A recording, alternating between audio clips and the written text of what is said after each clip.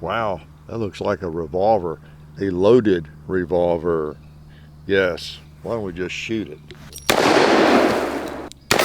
Take out a cowboy in double action. Yeah. Woo!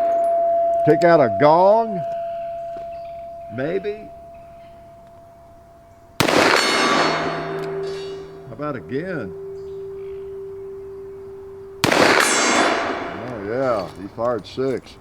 Yes, in honor of Elmer Keith, Bill Jordan. We have a model 19, kind of a vintage, made in the early 70s, 72 I think, in that ballpark. Just like the one I used to have. You've heard me say that before. Well, I have a 4-inch, but you know what? I couldn't resist this one because it's been in the back of my mind that I needed one that is exactly like I growed up with back in the early 70s. Because as I have said before, this is was my first double action revolver. 6-inch, model 19. It looked exactly like this. Same gun, same grip, same vintage, everything. Because I bought it in 72, 73. And I shot the fire out of it. You know, just wow. Franklin, Tennessee, Grant County, Kentucky, everywhere else. I've reloaded for it. First gun I reloaded for, 357 Magnum, and I just spent so much time with this exact configuration, you know, this gun essentially, and I just needed it back because it was really my second big caliber firearm, centerfire pistol revolver, and I mean it was just really special to me.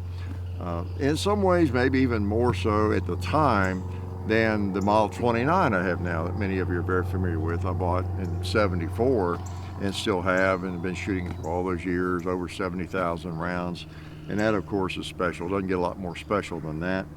But this came before that, and in a way, I don't know if I learned to shoot on it, but I put a lot of rounds through it, learned to hand load, you know, with it, you know, loading the 357. And just shot it at a lot of places that, you know, don't even exist now, can't even go to. So anyway, very, very special, and I thought I would replace it, all right?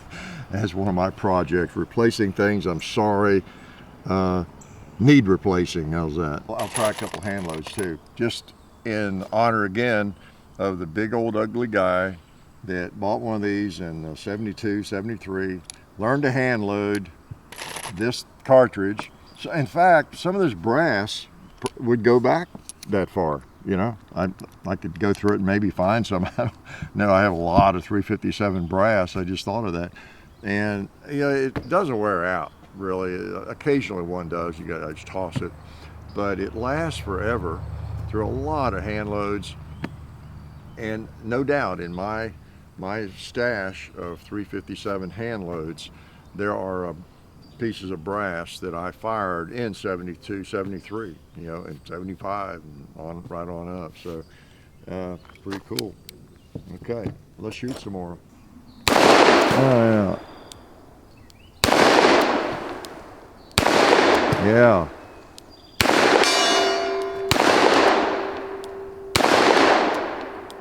Click. Okay, I think I need to hold just a little bit higher. I'm missing when I'm holding too low. 357, keep them separate. Yeah, so I won't keep you all night. I'll shoot some more Magnums though. 158 grain has kind of been the standard for a long time in 357 Magnum.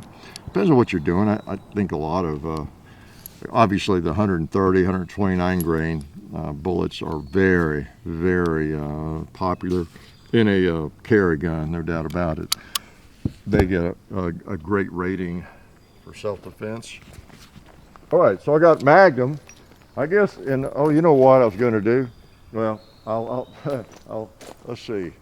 Yeah, after I shoot this, let's prove they're Magnum. Yeah, that's definitely Magnum. Woo! Shoot another one. What else can we Magnemize? How about a bowling pin? And a plate. Oh yeah.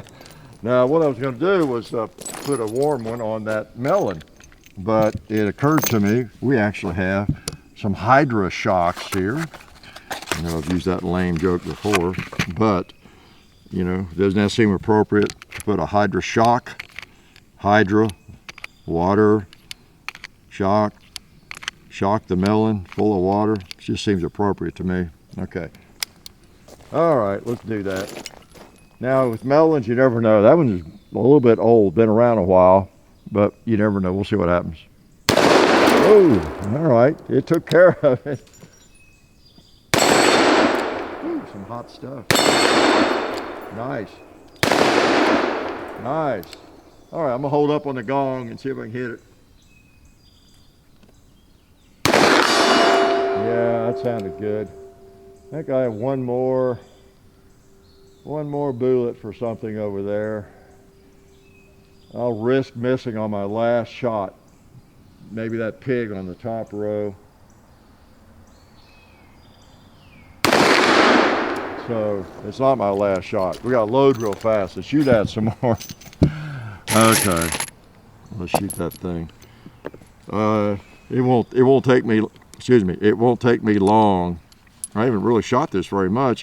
What I did shoot with it, I just brought it out and I couldn't seem to miss, you know. I might have adjusted the sights, I don't remember, a little bit, but it just seemed right on. But I've really not worked with it a lot. When you get to try and hit everything at long range, short range, sometimes those, you find out whether you really know where to hold or not, don't you?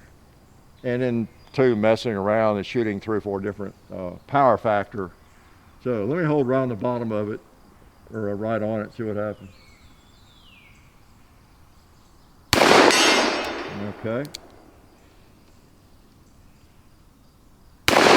You didn't think that'd be my last shot, did you, just because I got it? Yeah, all right. Pretty nice. So let's stop the action here. Yeah, those are really nice to shoot. They're not too punishing on the body or on the hand.